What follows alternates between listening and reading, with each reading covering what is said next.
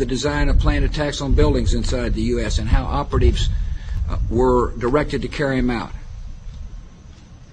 That is valuable information for those of us who have the responsibility to protect the American people. He told us the operatives had been instructed to ensure that the explosives went off at a point that was high enough to prevent people trapped above from escaping. He gave us information that helped uncover Al-Qaeda cells' efforts to obtain biological weapons. This is Building 7, a 47-story skyscraper that fell on the afternoon of September 11th. The government says that fire brought it down. However, 1,500 architects and engineers concluded it was a controlled demolition. Over 6,000 of my fellow service members have given their lives. And thousands of my fellow first responders are dying. I'm not a conspiracy theorist. I'm a structural engineer. I'm a New York City correction officer. I'm an Air Force pilot. I'm a father who lost his son. We're Americans, and we deserve... I lost my husband. My son. My uncle. My nephew. September 11th, 2001. Most people don't know a third tower fell that day. The government says fire brought it down. The collapse of World Trade Center 7 was primarily due to fires. I, along with 1,400 other architects and engineers, have found the government's conclusion to be physically impossible. Impossible. We need the truth about what happened that day. Go to rememberbuilding7.org. Why it fell, why it matters, and what you can do.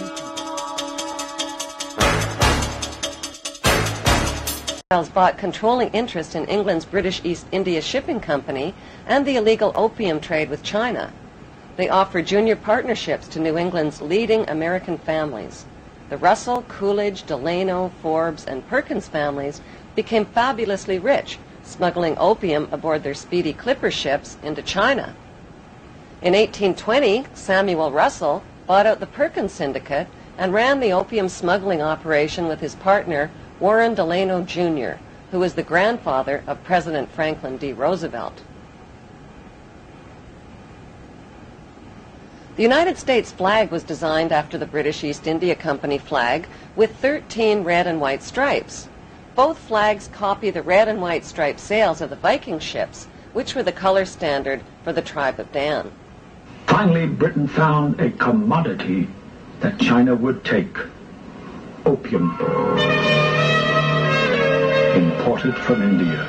Just a few chests at first, and then thousands.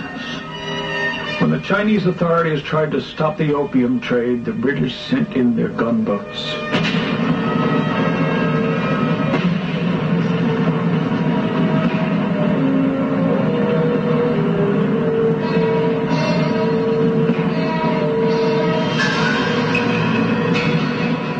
After nearly 20 years of turmoil, the Treaty of Tianjin in 1858 not only allowed opium to be imported, but handed over China's ports and all her international trade to Western control. After the war, opium poured into China on an even greater scale, and her emperors were powerless to stop it. In 1842, the British stole Hong Kong from China in an opium drug deal called the Treaty of Nanking. The Russell family, who controlled the U.S. arm of the Rothschild drug smuggling operations, set up the Skull and Bones fraternity at Yale University. America's big money families formed the fraternity's inner power circle. Taft, Russell, Schiff, Harriman, Bush, Warburg, Guggenheim, Rockefeller, Stimson, Weyerhaeuser, Vanderbilt, Goodyear, and Pillsbury were all members. These families intermarried over the generations to form America's big money aristocracy. Skull and Bones member Alphonso Taft catapulted his son, William Taft, right into the top job at the White House. President Taft's 17th Amendment to the United States Constitution guaranteed the right of big money insiders to hand-pick senators and buy control of the United States Senate. Today, the most influential members of the CIA, the U.S. government, and big finance are Skull and Bonesmen.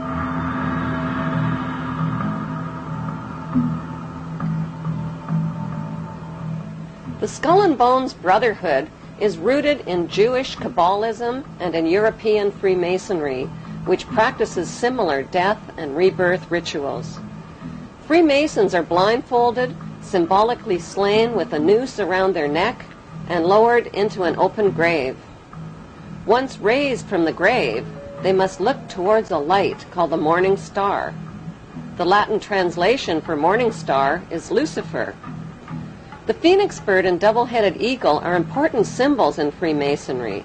In Egyptian mythology, the phoenix bird is a god who rose to heaven in the form of a star like Lucifer after his fire immolation of death and rebirth.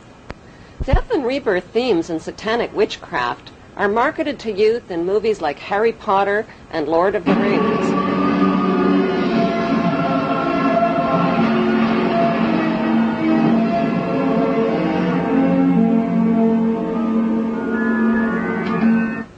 The Hollywood movie lots are owned by the Illuminati Lehman Brothers, Rothschild agent Kuhn and Loeb, and Goldman Sachs.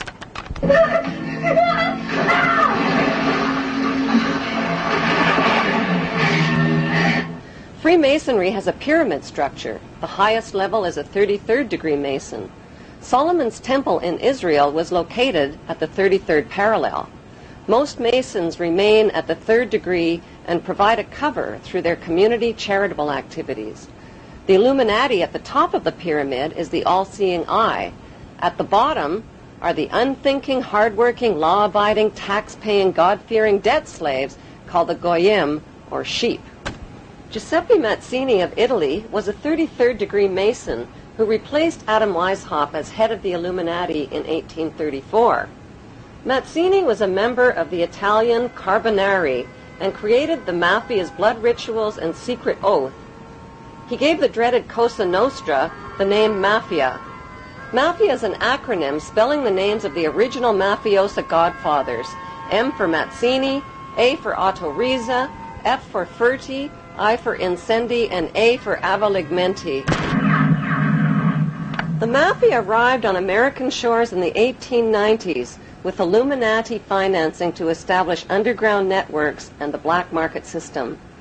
Mazzini appointed America's Albert Pike as sovereign pontiff of Universal Freemasonry and the coordinator of the Illuminati U.S. activities. Pike was a Tennessee Ku Klux Klan judicial officer. A known Satanist, Pike indulged in phallic worship and the occult. He wore a satanic Baphomet symbol around his neck and used his bracelet to summon Lucifer.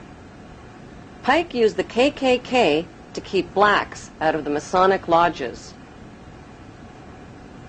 In August 1924, Imperial Wizard Hiram Wesley Evans organized a parade of 40,000 Klan members down Washington's Pennsylvania Avenue to the Washington Monument. This event proved the Klan had achieved power, not just in the South and Midwest, but on a national level. In a letter to Mazzini dated August 15, 1871, Pike graphically outlined a blueprint for 3 planned world wars. World War I would weaken, topple, and destroy the powerful Tsarist government in Russia. World War II would pit Great Britain against Germany, destroy Nazism, and create the Zionist state of Israel. World War III would be ignited by fueling aggression between the Zionists of Israel and the Arab world, who would eventually destroy one another. Social, political, and economic chaos would then force the masses to accept one world army and one world government ruled by the Illuminati. In Pike's famous Masonic guidebook called Morals and Dogma, he writes, "Lucifer, light bearer, strange and mysterious name to give to the spirit of darkness. Lucifer, the son of the morning, is it he who bears the light? Doubt it not."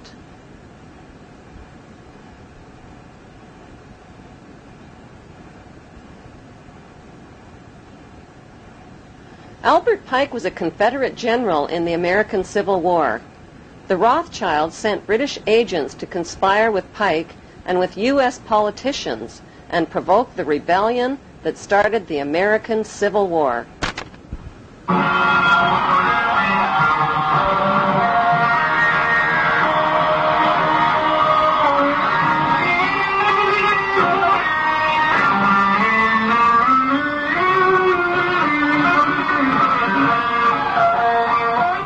The Rothschilds, whose massive fortune had been built on provoked wars and war loans, offered loans to both sides of the Civil War at 24 to 36% interest. When President Abraham Lincoln tried to stop the loan sharks by issuing greenback dollars interest-free, a gunman with European connections named John Wilkes Booth shot him down in cold blood.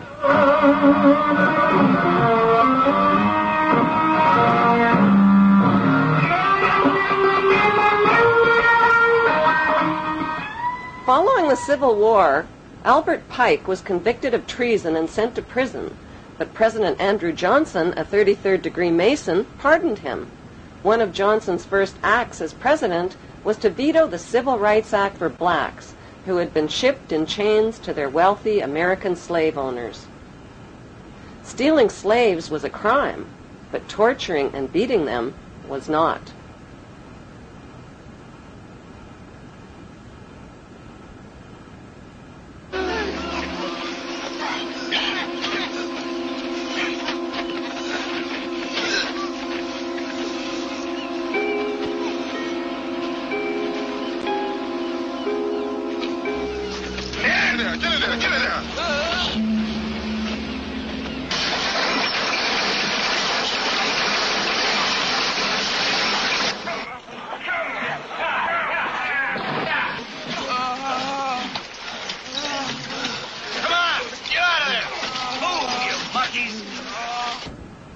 A statue of Albert Pike, a convicted traitor, Satanist, 33rd-degree Mason, and Ku Klux Klan racist, stands today in the heart of Washington, D.C.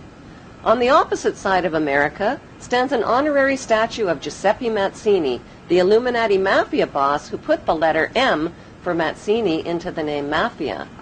Close by is another statue donated by French Grand Orient Temple Masons